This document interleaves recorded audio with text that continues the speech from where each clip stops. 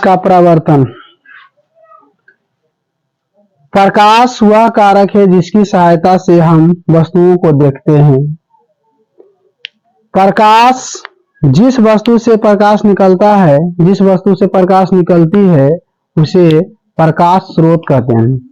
और प्रकाश स्रोत दो प्रकार के होते हैं, प्राकृतिक द्वारा निर्मित प्रकाश स्रोत और मानव द्वारा निर्मित प्रकाश स्रोत।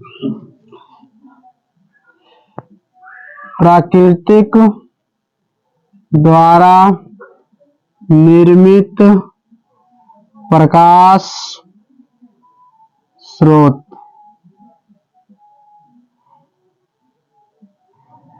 वैसा स्रोत जो प्राकृतिक के द्वारा निर्मित हो और उससे प्रकाश उत्सर्जित होता है उसे हम प्रकाश निर्मित स्रोत कहते हैं, जैसे सूर्य, तारे आदि।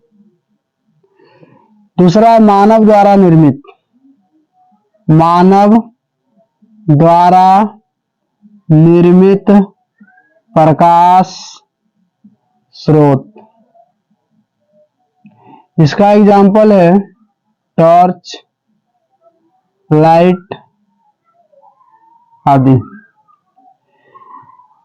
प्रकाश का वैसा स्रोत जो मानव द्वारा निर्मित हो उसे हम मानव द्वारा निर्मित प्रकाश स्रोत कहते हैं।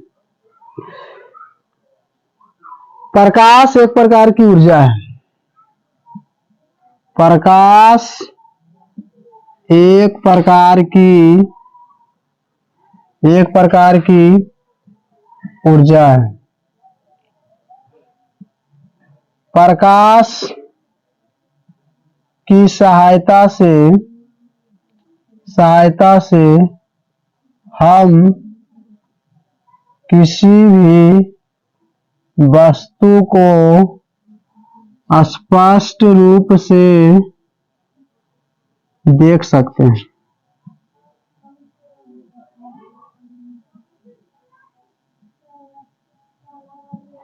तो वस्तु को देखने की क्रियाएं क्या होती है? प्रकाश जब वस्तु पर पड़ती है तो उसके बाद हमारी आंखों के रेटिना पर इसका प्रतिबिंब बनता है, वहां से फिर रिफ्लेक्सिव होकर वस्तु पर पड़ती है, तब उसके फलस्वरूप हमें वस्तुएं दिखाई पड़ती है। तो प्रकाश की सहायता से हम किसी भी वस्तु को स्पष्ट रूप से देख सकते हैं। प्रकाश एक प्रकार की ऊर्जा है। प्रकाश स्रोत के आधार पर वस्तुओं को दो भागों में बांटा गया। प्रकाश स्रोत के आधार पर वस्तु को दो भागों में बांटा गया है। पहला है प्रादीप्त वस्तु।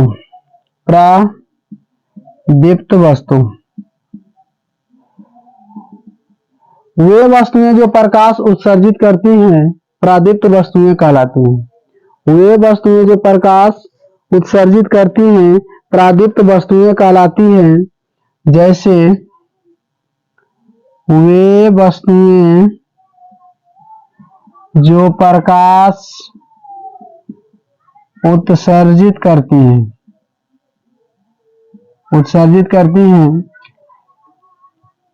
प्रादीप्त वस्तु कहलाती है। प्रादीप्त वस्तु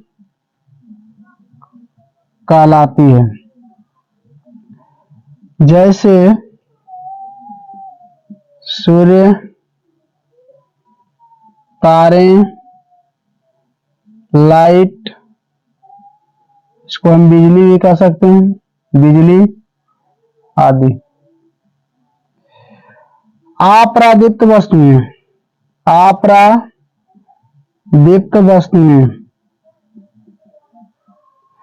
वे वस्तुएं जो प्रकाश उत्सर्जित नहीं करती हैं, जो प्रकाश उत्सर्जित नहीं करती हैं, दीप्त वस्तु कहलाती है। अप्रदीप्त वस्तु कहलाती है। जैसे किताब, टेबल, ईंट आदि। अब प्रकाश का प्रकीर्णन।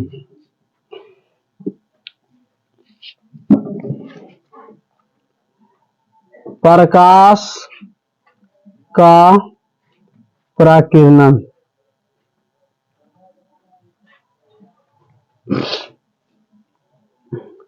किसी वस्तु पर प्रकाश पड़कर कुछ भाग को अवशोषित करके पुनः चारों ओर फैलने की घटना प्रकाश का प्रकीर्णन कहलाता है। प्रकाश किसी वस्तु पर पड़ के वह कुछ भाग को अवशोषित करती है, उसके बाद पुनः उन सभी भागों को चारों ओर फैला देती है, तो प्रकाश की फैलने की घटना कहलाती है प्रकाश का प्रकीर्णन। प्रकाश के फैलने की घटना कहलाती है प्रकाश का प्रकीर्णन। यहाँ से बिंदु स्रोत से प्रकाश की किरणें आई और यहाँ से चारों तरफ फैलने की जो घटना हुई, इसे हम कहते हैं प्रकाश का प्रकीर्णन।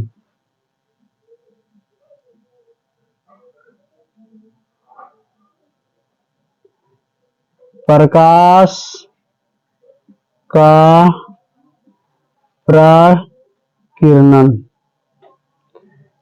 प्रकाश का प्रकीर्णन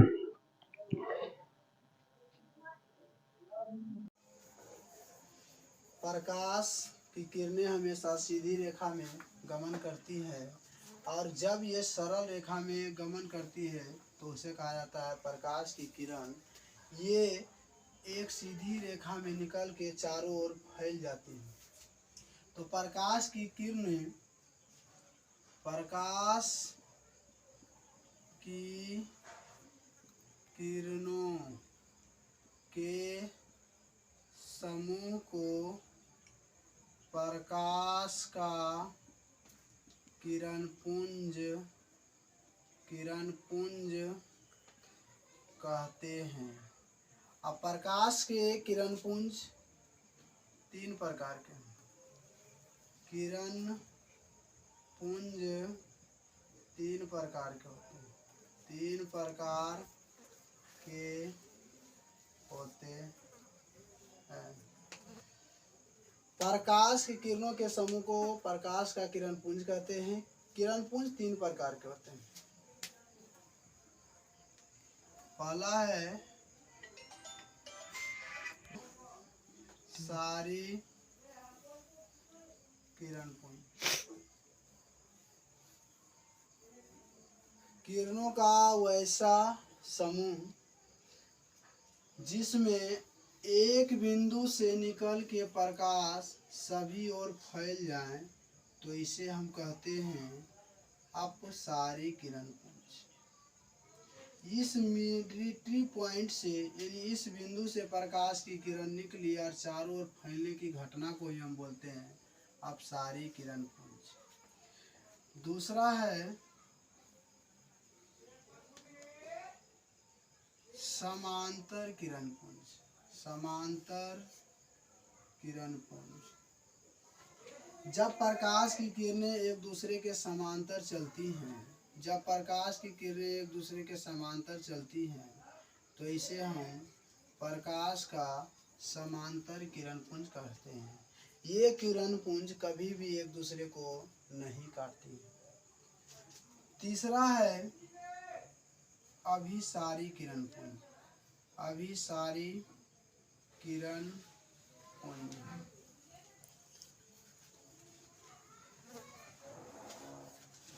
वैसे किरणपुंज जो विभिन्न माध्यमों से होकर किरणें एक बिंदु पर आती हैं, तो उसे हम कहते हैं अभिसारी किरणपुंज।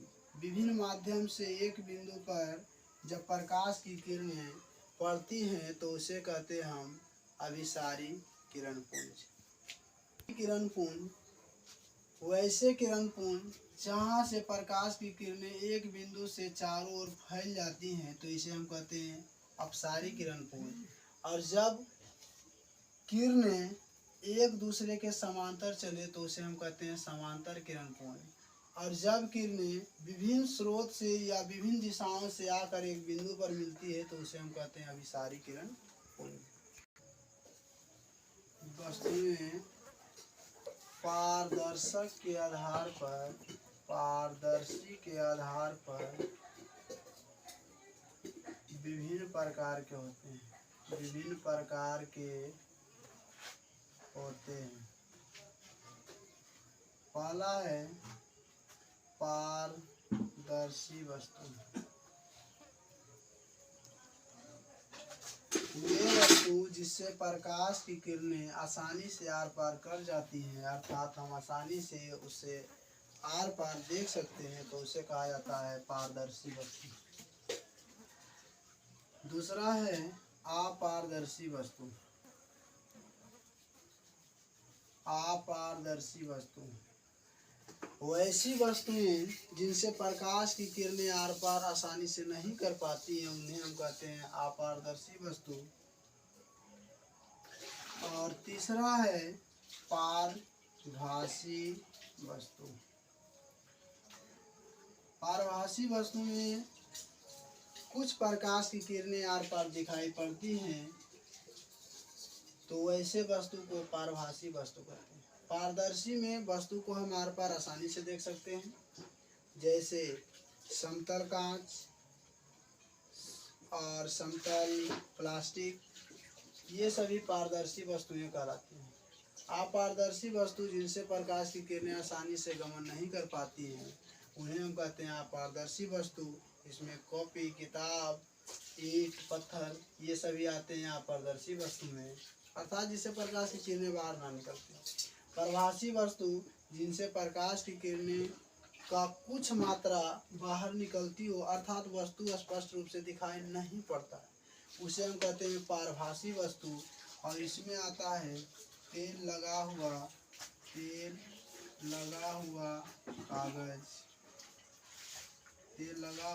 कागज, घिसा हुआ कांच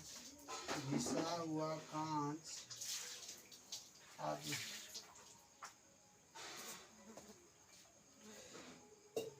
प्रकाश का परावर्तन, आगे हम जानेंगे प्रकाश का परावर्तन।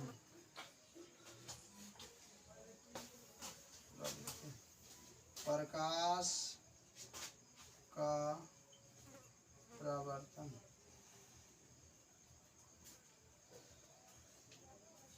जब प्रकाश की किरणें किसी समतल सतह पर पड़कर लौट जाती हैं, जब प्रकाश की किरण किसी समतल सतह पर पड़कर लौट जाती है, तो इस लौटने की घटना को हम कहते हैं प्रकाश का परावर्तन।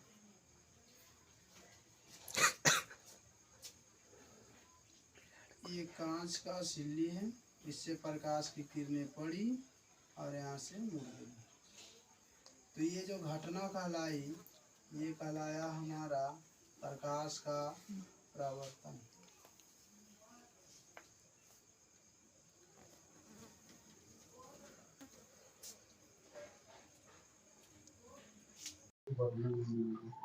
प्रकाश की किरणें जिस सतह पर पड़कर पुनः लौट जाती है, इस नियम को बोलते हैं प्रकाश का परावर्तन।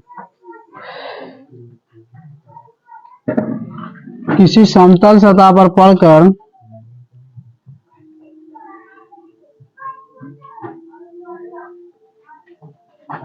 प्रकाश की किरणें पड़ती हैं और पुनः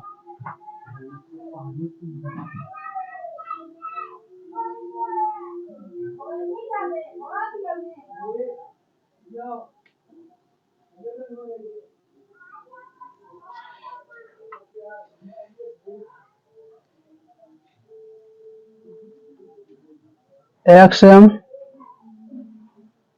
आपतित किरण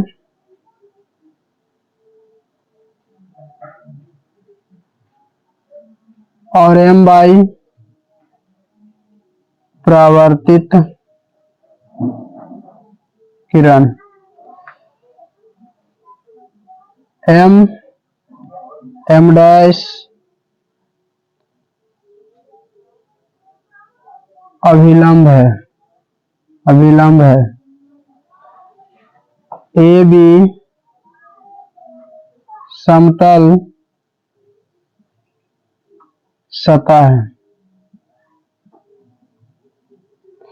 तो किसी बिंदु स्रोत से आती प्रकाश की किरणें जब समतल सतह पर पड़कर ये पुनः लौट जाती है तो इस घटना को कहते हैं परावर्तन का नियम। एम आपतित कोण,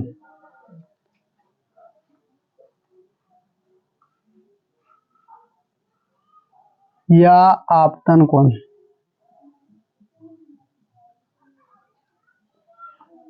कोण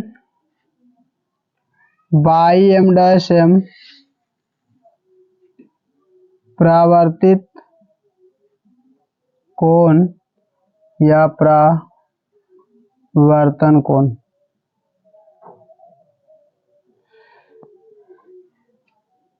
इस किरण को हम बोलते हैं आपतित किरण, परावर्तित किरण,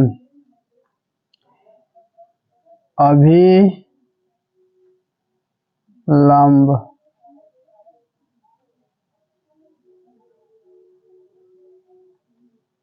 आपतन कोण,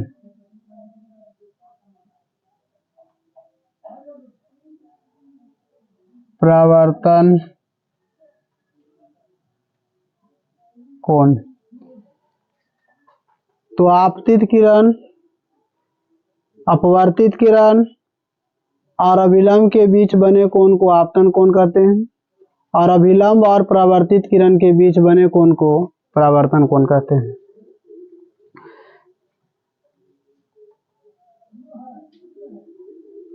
आपतित किरण, किसी बिंदु स्रोत से आती किरणों को हम आपतित किरण कहते हैं। जब सतह पर पड़कर ये पुनः लौट जाती हैं तो इस किरण को हम बोलते हैं परावर्तित किरण और आपतित किरण और अभिलंब के बीच बनने वाले कोण को हम बोलते हैं आपतन कोण और अभिलंब और परावर्तित किरण के बीच के बनने वाले कोण को हम बोलते हैं परावर्तन कोण।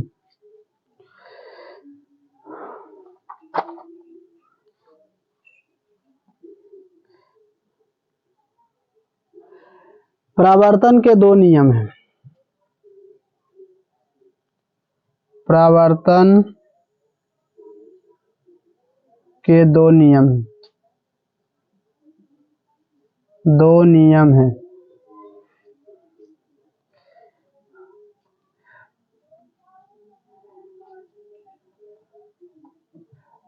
पहला है आपतित किरण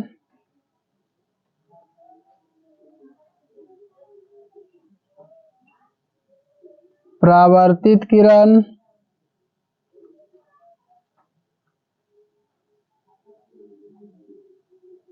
और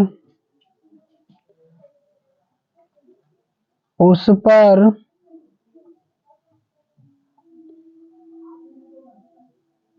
खींचा गया अभिलंब तीनों एक ही सतह में हो, तीनों एक ही सतह में हो, सतह में हो। प्रकाश के परावर्तन के दो नियम हैं। पहला नियम है आपतित किरण परावर्तित किरण और इस पर खींचा गया अभिलंब तीनों एक ही समतल में हो तो इसे हम कहते हैं परावर्तन का पहला नियम। परावर्तन का दूसरा नियम है आपतन कोण बराबर होता है परावर्तन कोण। परावर्तन कोण, आपतन कोण बराबर परावर्तन कोण, कोण आई बराबर कोण आर। दर्पण द्वारा बना प्रतिबिंब, समतल दर्पण द्वारा बना प्रतिबिंब। समतल दर्पण में प्रतिबिंब जितना आगे बनेगा वह वास्तविक रूप में उतना ही पीछे होगी। यहां पर नोट पॉइंट थे, वास्तविक प्रतिबिंब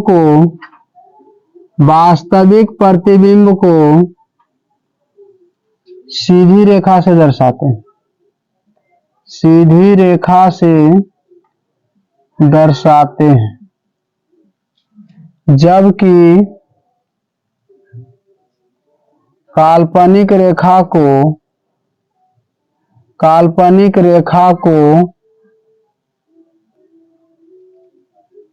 टूटी हुई रेखा से दर्शाते हैं, टूटी हुई रेखा से दर्शाते हैं।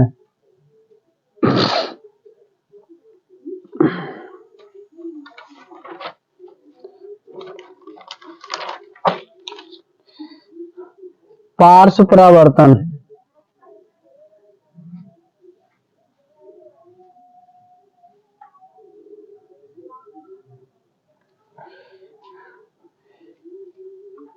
किसी परावर्तक सतह को जब हम अपने छवि को उसमें प्रस्तुत करते हैं अर्थात देखते हैं, तो हमारा दाहिना हाथ उसमें बायां हाथ प्रतीत करता है और बायां हाथ हमारा दाहिना हाथ को प्रतीत करता है।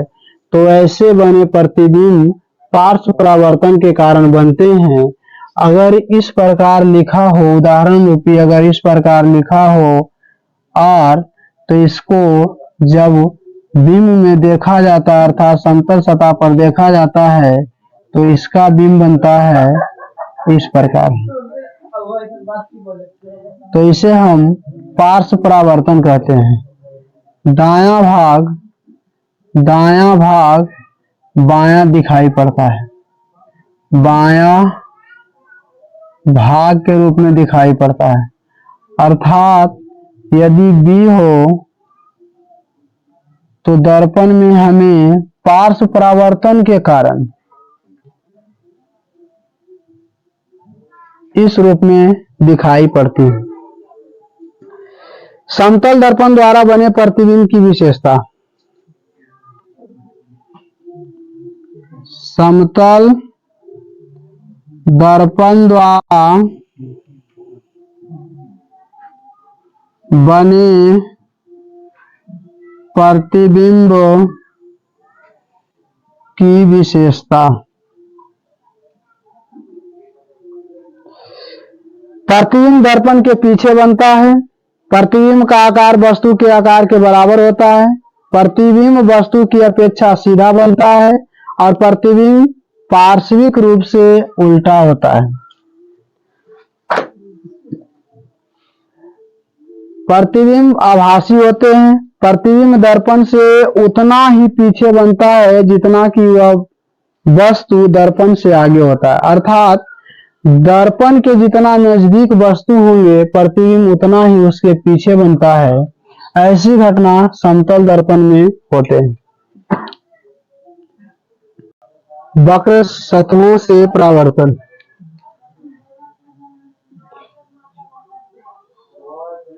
जब परावर्तक सतह समतल ना हो अर्थात चिकने चमकदार हो तो वक्र सतहों से भी प्रकाश का परावर्तन और प्रतिबिंब बनते हैं।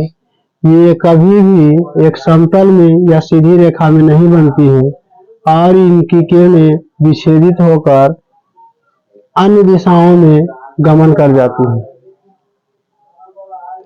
प्रतिबिंब लोहे के साथ मोमबत्ती में सतह पर दिखाई पड़ना, चम्मच के पीछे दिखाई पड़ना।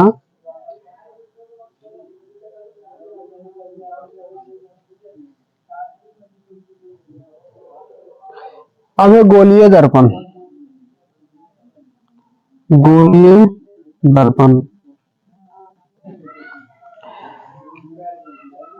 दर्पण मुख्यतः दो प्रकार के होते हैं, एक समतल दर्पण और एक होता है गोलीय दर्पण।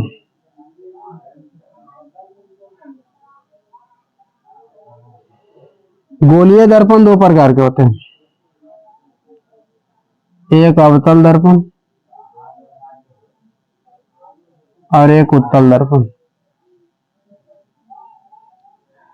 तो यहां से कभी भी क्वेश्चन पूछे कि दर्पण, गोलीय दर्पण कितने प्रकार के होते हैं, तो हमको बोलना है दो प्रकार के होते हैं। एक है समतल दर्पण, दूसरा है गोलीय दर्पण। गोलीय दर्पण कितने प्रकार के होते हैं? दो प्रकार के, एक अवतल और एक उत्तल। उससे पहले समझना है कि गोलीय दर्पण है क्या।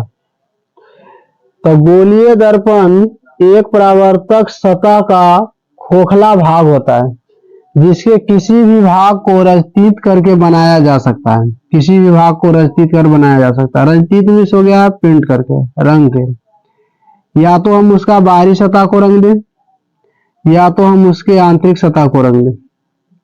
तो यहां से गोलीय दर्पण से दो दर्पण का निर्माण होता है।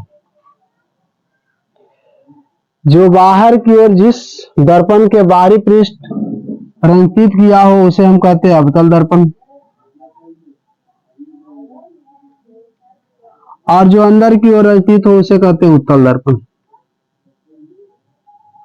फिर से समझना है गोलीय दर्पण कहते किसे। तो गोलीय दर्पण किसी परावर्तक सतह का वह खोखला भाग होता है जिसके किसी भी पृष्ठ को रंजित करके दर्पण बनाया जा सकता है। जब इसके बाहरी पृष्ठ पर हम रंजित करेंगे, रंजित मीन्स रंगना, तो बाहरी एकर सतह पर जब रंगेंगे तो वो हो जाएगा अवतल दर्पण, और जिसके आंतरिक सतह पर रंजित करते हैं तो ओकरा बोलते हैं उत्तल दर्पण।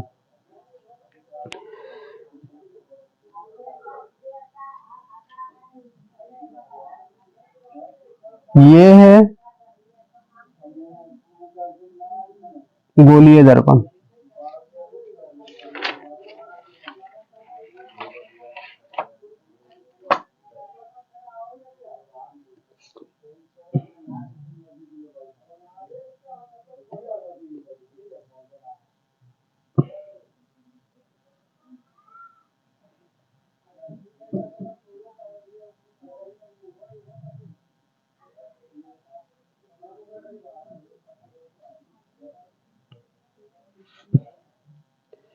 ये वक्रता त्रिज्या होती है, वक्रता त्रिज्या, ये वक्रता केंद्र, ये पॉइंट और ये पॉइंट ध्रुव कहलाता है।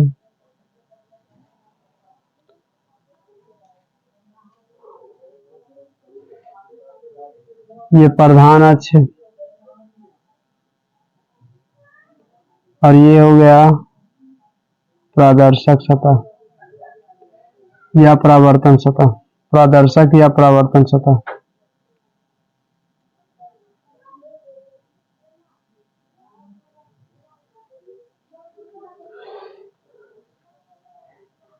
इस भाग को हम बोलते हैं उत्तल दर्पण और इस भाग को बोलते हैं अवतल दर्पण।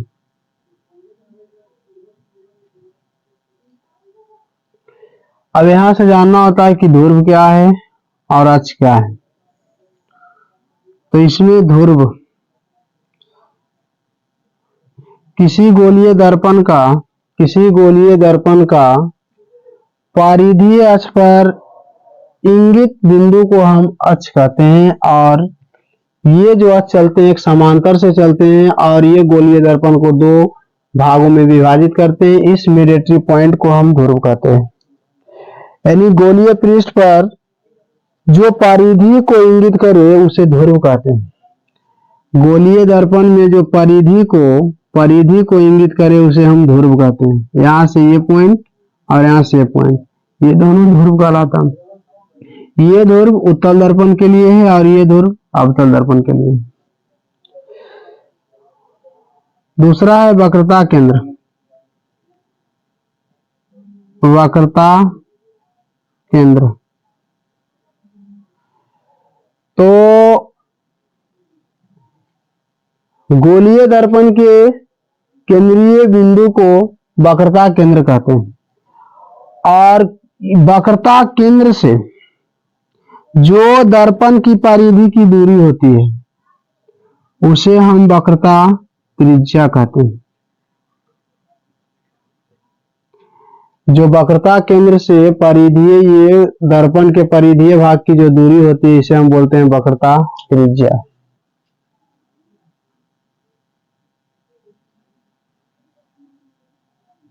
वक्रता त्रिज्या।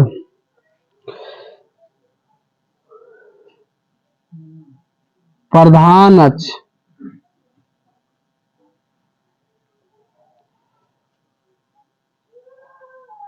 तो गोलीय दर्पण को जिस अक्ष से दो भागों में बांटा जाता है उसे प्रधान अक्ष कहा जाता है।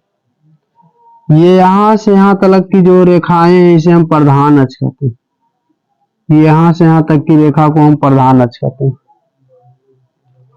गोलीय दर्पण की फोकस दूरी और उसकी वक्रता त्रिज्या में संबंध। एम डैश दर्पण है, ए बी किरण आलेख है जो फोकस से होकर जाती है,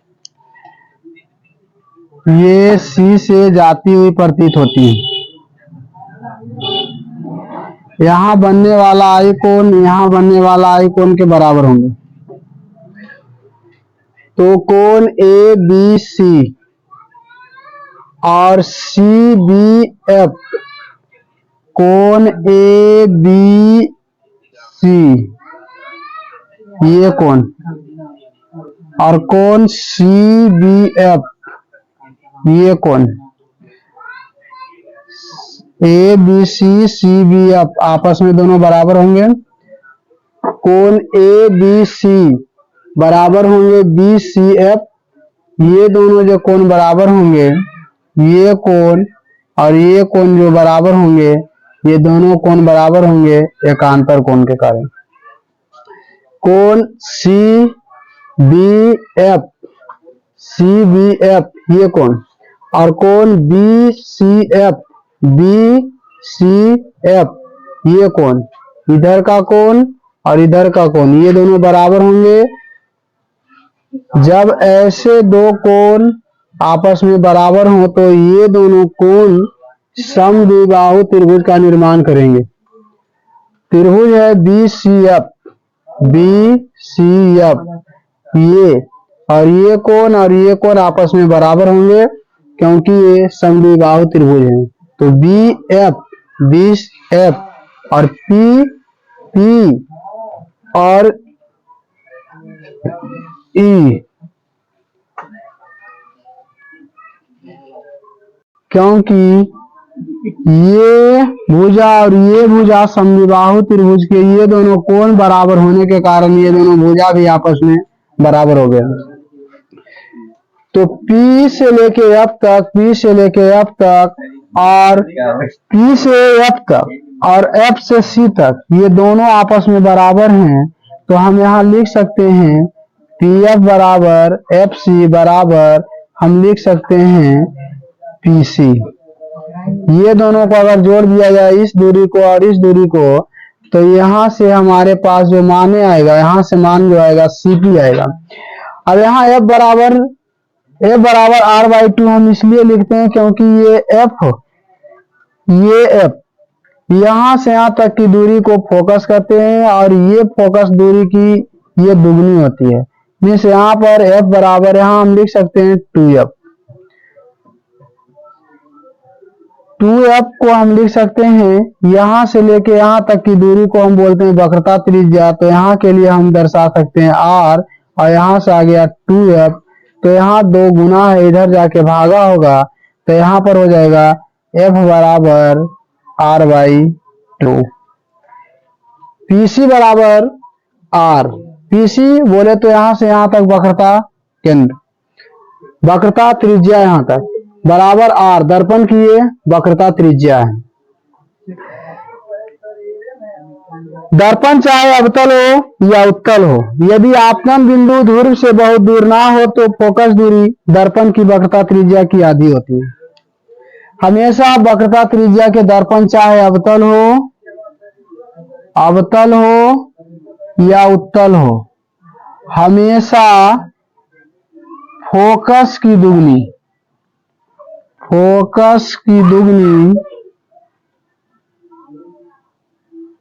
त्रिज्या होती है, त्रिज्या होती है अवतल दर्पण हो या उत्तल दर्पण हो, अवतल दर्पण हो या उत्तल दर्पण हो, हमेशा फोकस वक्रता त्रिज्या की आधी होगी,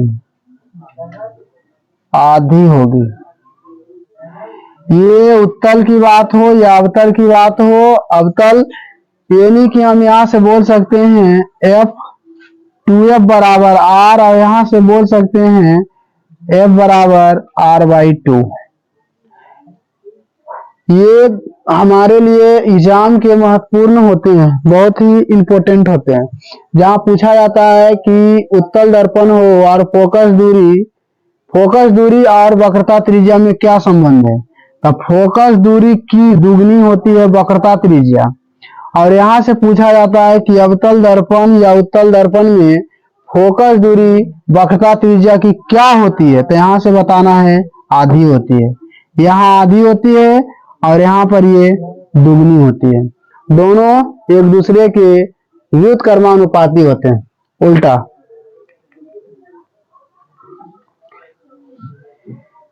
गोलीय दर्पण के लिए किरण आलेख की बनावट। गोलीय दर्पण अपने सामने रखे प्रादीप्त वस्तुओं के प्रतिबिंब बनाते हैं।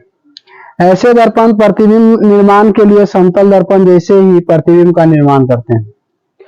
मुख्य अक्ष के समांतर आपतित किरण, मुख्य अक्ष के समांतर आपतित किरण,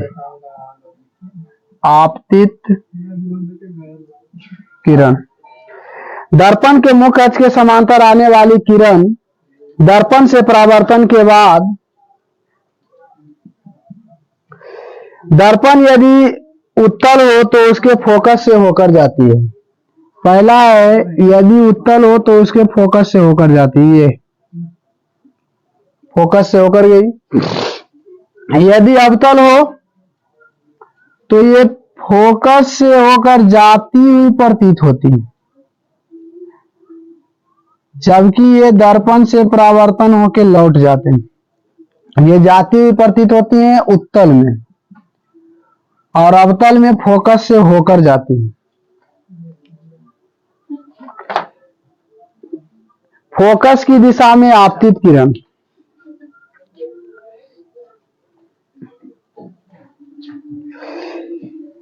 तो फोकस की दिशा में आपतित किरण अनंत से आती प्रकाश की किरणें दर्पण से परावर्तन के बाद फोकस से होकर जाती हैं। ऐसे होते हैं अवतल दर्पण में। उत्तल दर्पण में अनंत से आती किरणें दर्पण से परावर्तन के बाद ये लौटती हुई प्रतीत होती हैं, परावर्तन के बाद ये लौटती हुई प्रतीत होती हैं, जबकि ये लगता है कि हमको आ रहा है फोकस की ओर।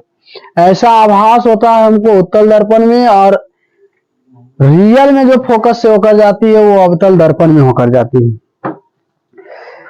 वक्रता केंद्र की दिशा में आपतित किरण, यदि किसी किरण को वक्रता केंद्र से गुजारा जाए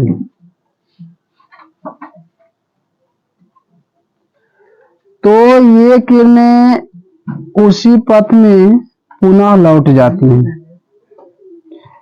ये अवतल दर्पण के लिए है, अवतल दर्पण।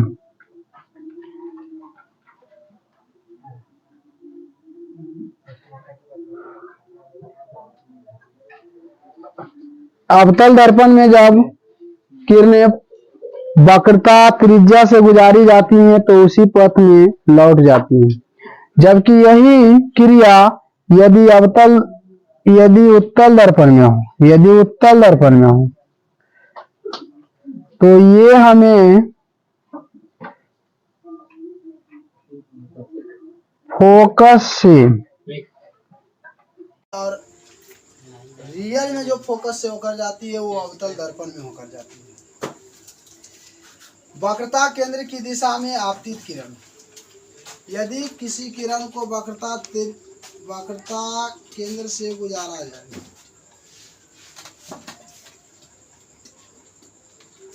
तो ये किरणें उसी पथ में पुनः लौट जाती हैं। ये अवतल दर्पण के लिए, अवतल दर्पण।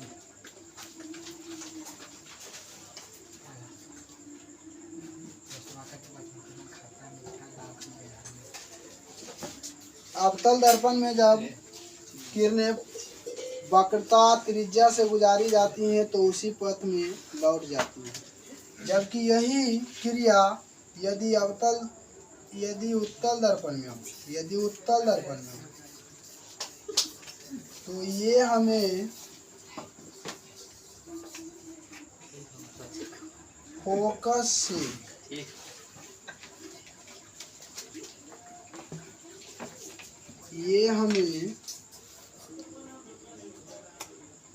वक्रता त्रिज्या से जाती हुई प्रतीत हुई, जबकि ये दर्पण से परावर्तन के बाद उसी पथ में लौट जाती है।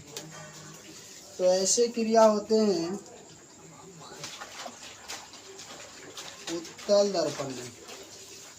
ये क्रियाएं होती है उत्तल दर्पण में और ये क्रियाएं होती है अवतल दर्पण में।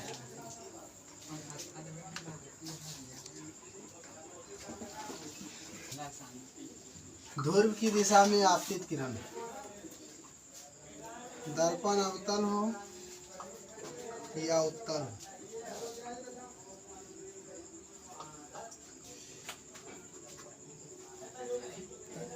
अवतल दर्पण में भी यदि ध्रुव से कोई किरण जाती है तो ध्रुव से सीधे ये परावर्तित होकर लौट जाती है। ये फोकस या वक्रता त्रिज्या को प्रतीत नहीं होती।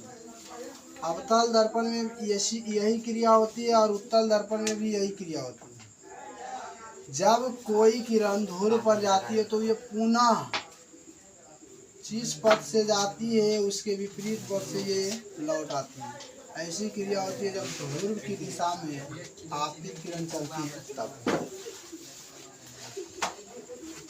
आपतन तल। परावर्तित किरण, अपवर्तित किरण और आपतन बिंदु पर लंब एक तल पर ही बनते हैं, उसे आपतन तल कहते हैं। गोलीय दर्पण में बने प्रतिबिंब। विभिन्न दूरियों पर रखी वस्तु के प्रतिबिंब। जब वस्तु अवतल दर्पण के फोकस और ध्रुव के बीच स्थित हो तो दर्पण अवतल दर्पण के फोकस और ध्रुव के बीच स्थित हो तो M डैश दर्पण है। यहाँ पर वस्तु A और B है। जब हम ध्रुव और फोकस के बीच रखते हैं तो इसका प्रतिबिंब दर्पण के पाछे बनता है और वस्तु से अपेक्षाकृत बड़ा बनता है। यहाँ से जो किरणें गुजरती है दर्पण से परावर्तन के बाद फोकस से होकर जाती हैं और दूसरा जो किरण है वो आभासी होती है कि ये वक्रता केंद्र से होकर जा रही है। इसका वास्तविक प्रतिबिंब दर्पण के पीछे और वस्तु की अपेक्षा बड़ा बनता है।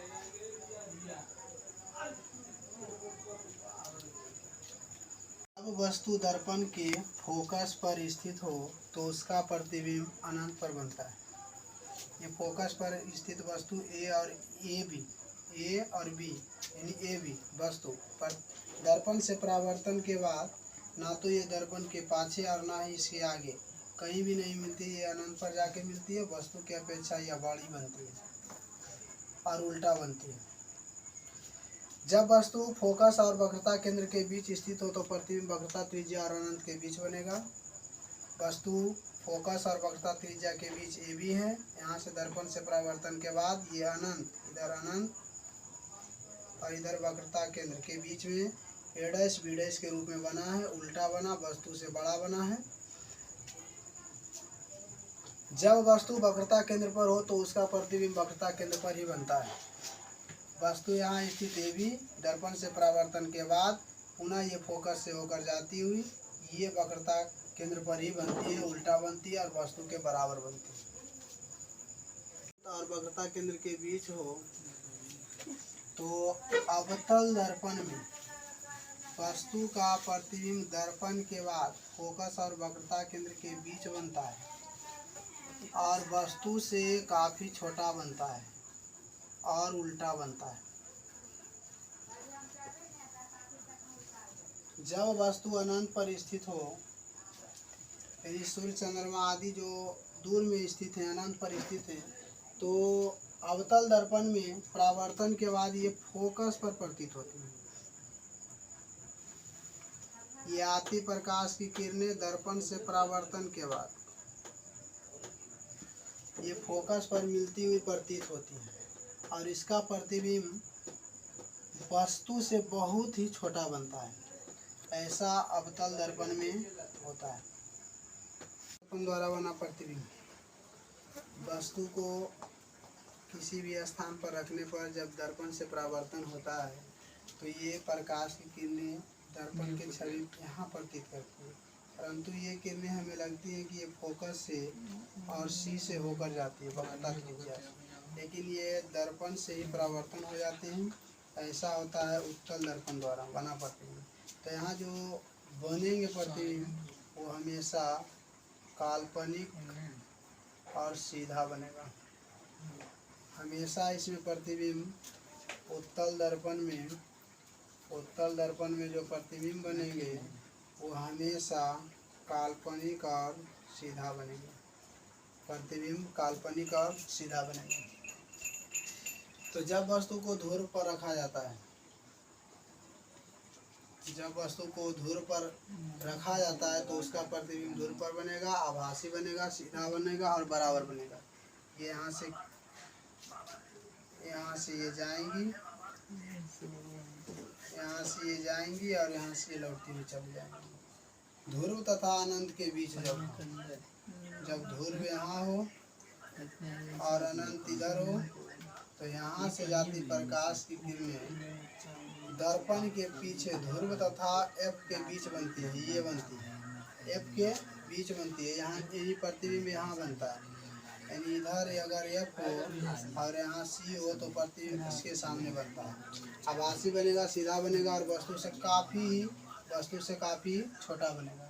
जब वस्तु अनंत पर हो तो एफ पर बनेगा, यानी कि फोकस पर बनेगा, आभासी बनेगा, सीधा बनेगा और वस्तु से बहुत ही छोटा बनेगा।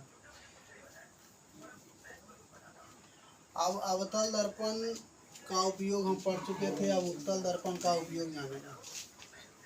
उत्तल दर्पण का उपयोग होता है वाहनों के साइड मिरर में, अर्थात बड़ा क्षेत्र को छोटा करके देखने में हम बोल सकते हैं एग्जाम्पल रूपी वाहनों के साइड मिरर में, जो मोटरसाइकिल में या बस में जो छोटे छोटे दर्पण लगे होते हैं उसे ही हम साइड मिरर कहते हैं। और ये साइड मिरर जो बने होते हैं, ये साइड मिरर बने होते हैं उत्तल दर्पण के।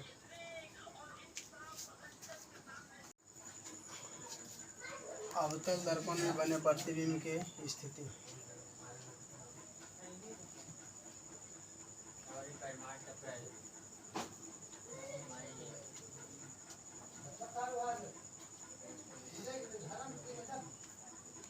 यहाँ देखना है कि अवतल दर्पण में जब हम वस्तु को ज्यों ही दर्पण से पीछे लाएंगे तो प्रतिबिंब इसका आगे बनेगा।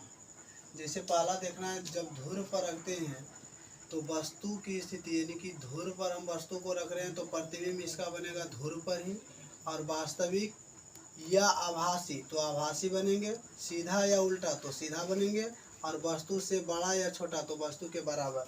यहाँ से ये किरणें जाएंगी और यहाँ से ये निकल आएंगी, तो ये बराबर बनाता है।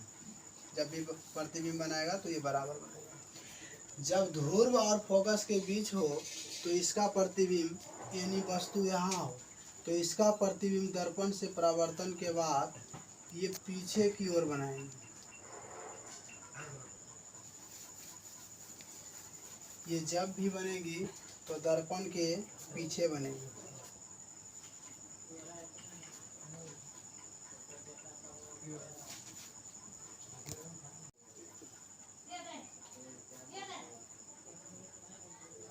जब वस्तु ध्रुव और फोकस के बीच हो तो दर्पण से परावर्तन के बाद यहाँ से होते हुए फोकस से जाएंगी, एक किरणें आपतित होते हुए ये दर्पण के पीछे जाकर मिलती है।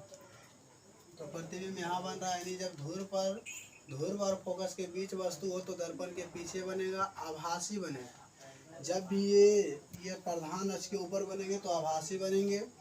और जिस प्रकार वस्तु है यहाँ पर ए बी, उसी प्रकार ए डैश बी डैश, यानी कि ये बनेंगे सीधा और वस्तु की अपेक्षा ये बड़ा बनेगा। जब वस्तु फोकस पर तो इसका प्रतिबिंब अनंत पर बनेगा।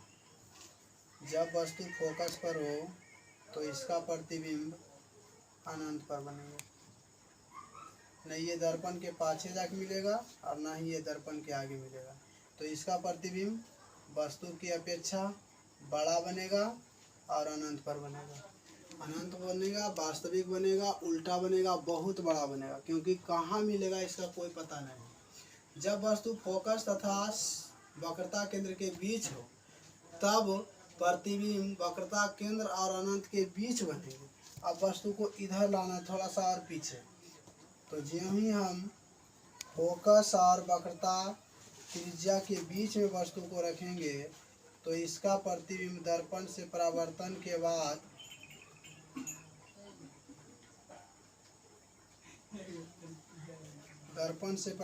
के बाद ये अनंत और वक्रता केंद्र के बीच बनाती है। इसका प्रतिबिंब उल्टा बनता है।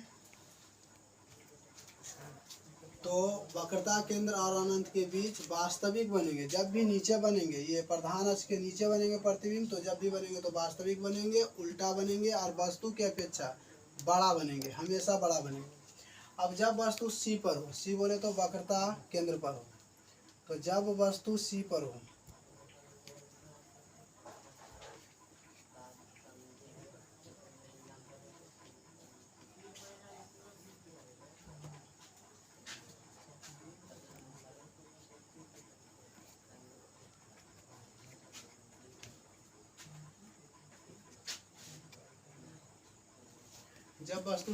तो इसका प्रतिबिंब सी पर बनेगा, वास्तविक बनेंगे, उल्टा बनेंगे और वस्तु के ये हमेशा बराबर बनेंगे।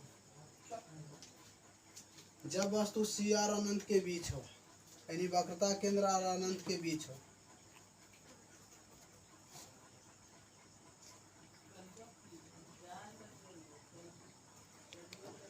वक्रता केंद्र और अनंत के बीच हो तो इसका प्रतिबिंब उल्टा बनेगा, वस्तु से छोटा बनेगा, उल्टा बनेगा। सी और एफ के बीच बनेंगे, सी और एफ के बीच में बनेंगे। ये सी और एफ के बीच में वस्तु का प्रतिबिंब बना, वास्तविक बनेगा, उल्टा बनेगा और वस्तु की अपेक्षा काफी छोटा बनेगा। जब वस्तु अनंत पर हो तो इसका प्रतिबिंब, जब वस्तु अनंत पर हो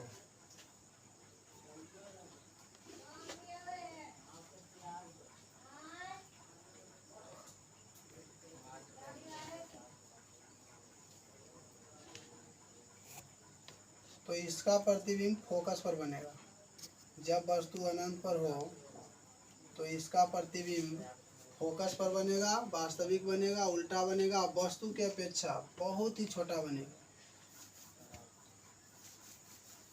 ये प्रतिबिंब अवतल दर्पण के लिए थे। अब अवतल दर्पण का उपयोग हम कहाँ कहाँ करते हैं? तो अवतल दर्पण का उपयोग मुख्य रूप से छोटी वस्तु को बड़ा करके देखने में हम करते हैं। टॉर्च, वाहन के हेडलाइट और सर्च लाइट में अवतल दर्पण का उपयोग करते हैं। बल्ब में इसका प्रयोग किया जाता है। रोगियों के नाक, कान, दांत आदि को जांच करने के लिए डॉक्टर इसका उपयोग करते हैं अवतल दर्पण का। और अवतल दर्पण में हम हजामती का क्रिया करते हैं। हजामती बोले तो दाढ़ी बनाना। अब है उत्तल दर्पण में प्रतिबिंब का बनना। तो उत्तल दर्पण में जो प्रतिबिंब बनते हैं हमेशा वो काल्पनिक और सीधा बनते हैं। काल्पनिक और हमेशा सीधा। और यहाँ पर प्रतिबिंब की 3 स्थिति होती है। तो यहाँ पर एक देखना है कि जब वस्तु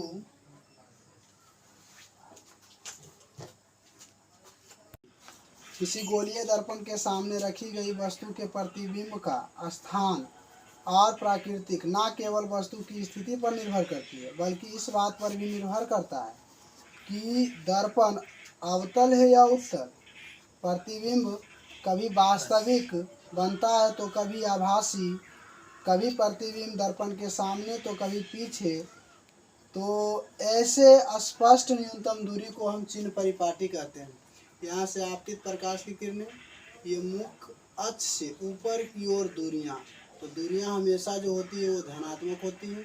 मूल बिंदु से दाईं ओर की दूरियाँ हमेशा धनात्मक होती हैं। मूल बिंदु से बाईं ओर की दूरियाँ हमेशा ऋणात्मक यहाँ मूल बिंदु होते हैं। और यहाँ से गोलीय दर्पण का ये ध्रुव है, ये मूल बिंदु को इंडिकेट कर रहा है। मुख्य अक्ष से नीचे की ओर दूरियाँ जो होती है ऋणात्मक होती है। ये बिल्कुल ही जिस प्रकार मैथ में बहुपद के कार्य होते हैं, किस चतुर्थांश में कौन से हमारा गुणक रखा हुआ है, उसी प्रकार यहाँ से ऊपर की ओर या हमेशा दाईं की ओर, ऊपर की ओर या हमेशा दाईं की ओर धनात्मक होती है, बाईं की ओर और हमेशा नीचे की ओर ऋणात्मक होती है। ये गोलीय दर्पण के लिए निर्देशांक चिन्ह परिपाटी है। इस चिन्ह परिपाटी के अनुसार हम बता सकते हैं कि जो ऊपर का प्रतिबिंब बना है वह हमेशा धनात्मक होगा और जो नीचे का प्रतिबिंब बना है वह हमेशा ऋणात्मक होगा। अर्थात जो नीचे बनेंगे वो उल्टा बनेंगे, जो ऊपर बनेंगे वो सीधा बनेंगे।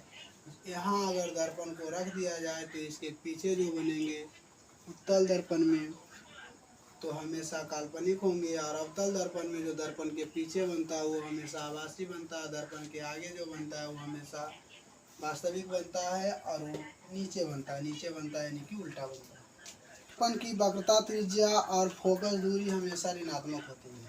अवतल दर्पण की वक्रता त्रिज्या और फोकस दूरी हमेशा ऋणात्मक होती है, जबकि उत्तल दर्पण में हमेशा ये वक्रता त्रिज्या और फोकस दूरी हमेशा धनात्मक होती है।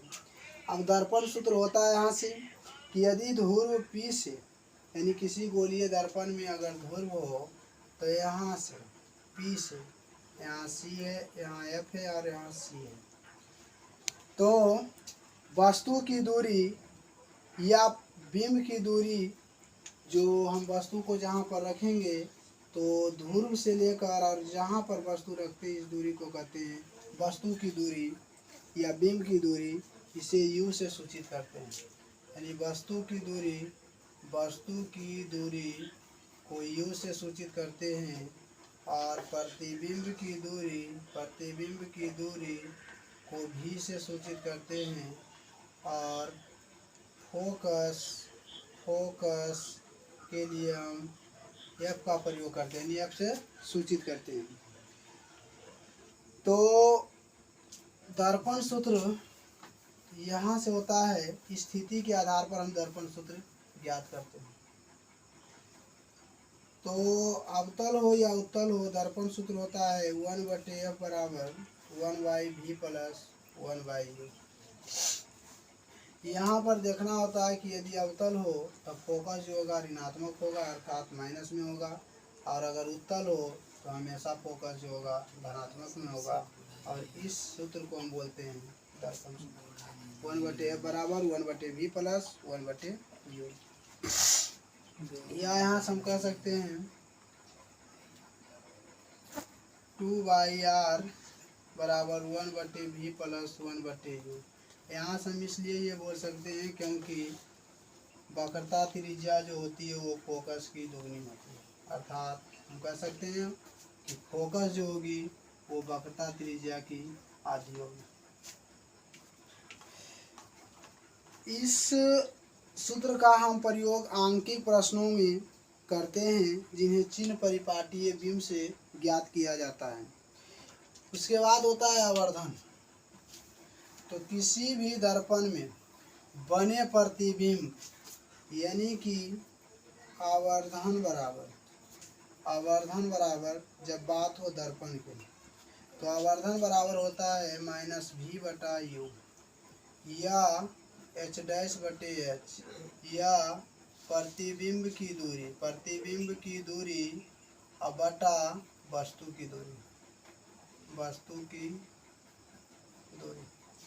तो आवर्धन बराबर होता है माइनस वी बटा यू या एच डैश बटा एच या इसी को हम बोलते हैं प्रतिबिंब की दूरी, जो बना प्रतिबिंब छवि बना वो, और बटे में वस्तु की दूरी होती है। हम लिख सकते हैं माइनस वी बटा यू या बराबर में एच डैश बटा एच, या लिख सकते हैं प्रतिबिंब की दूरी बटा वस्तु की दूरी।